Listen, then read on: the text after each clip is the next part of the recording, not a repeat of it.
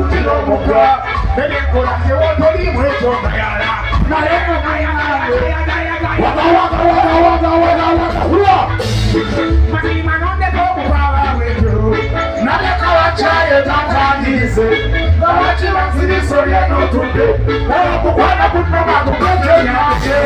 Masi manonde koku pawa wetu Ay Hey!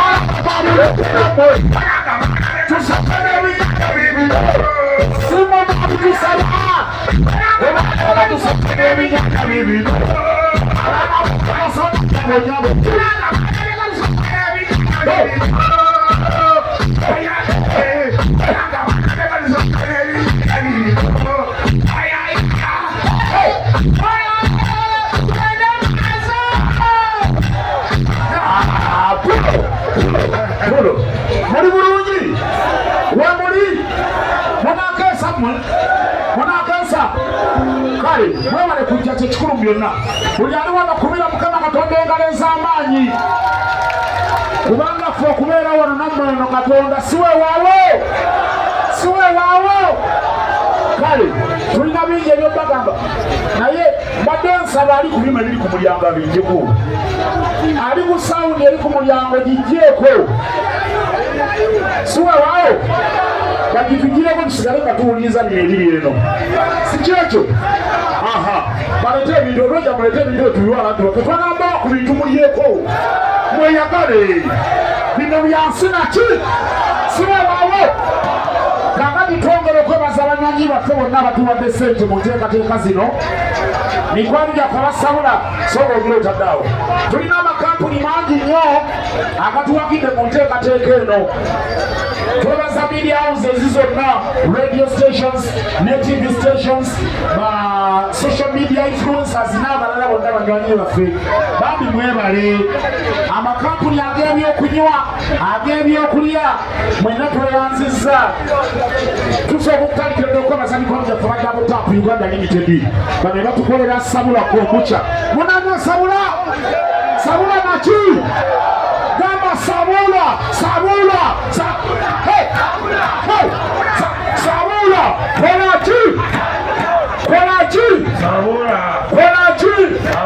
tusooke tumubawe ekinta kijje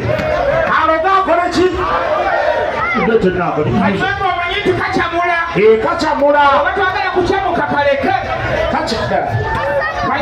kanyango omanyi kacamula mulibadde okucamuka kubanga tugenda kusabula naki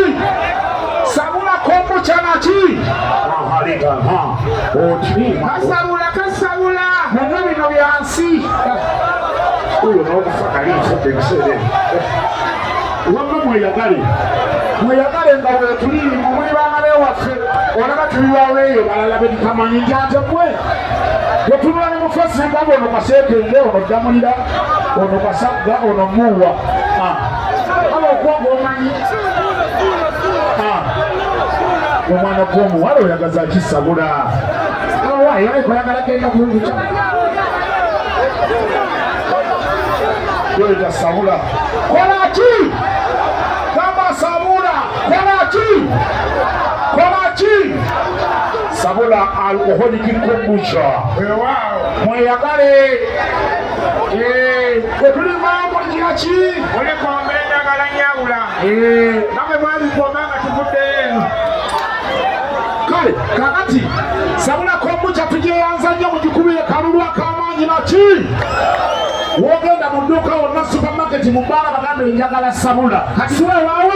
Kati tuyingiddeo n'ekizigo. kakati eno kampuni bagiyita mayi buno obuzigo bulungi nnyo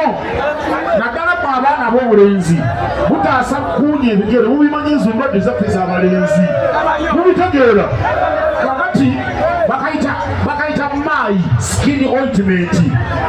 kayamba abaagala okutereeza ensusu olinamu embalabe bangi mumwe olina olususu ng'olinga ku ngulu kwa ffene siwewaawo kakati badde nsaba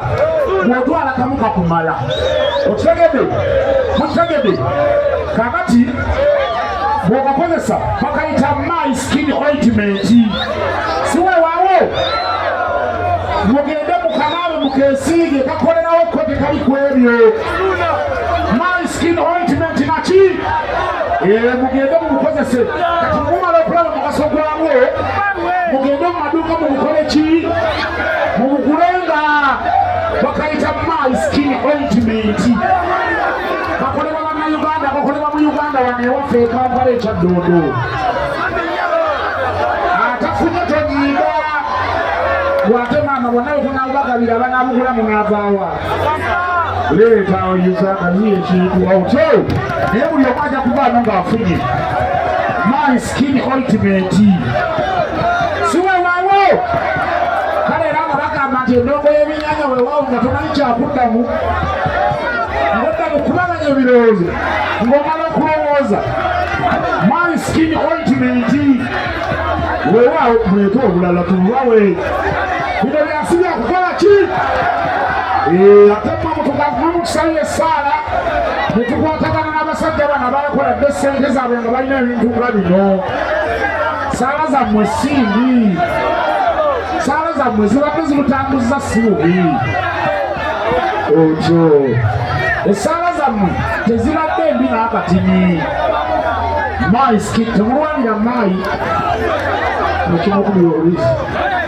tokuba mu muntu wa kizigo obuzigo buno mumulaba muti naye emigaso minene sebo waliwo ebikungu ebyasigadde bitudde naye mujoogalyanamu mubitudde binyumirwa ndongo mayi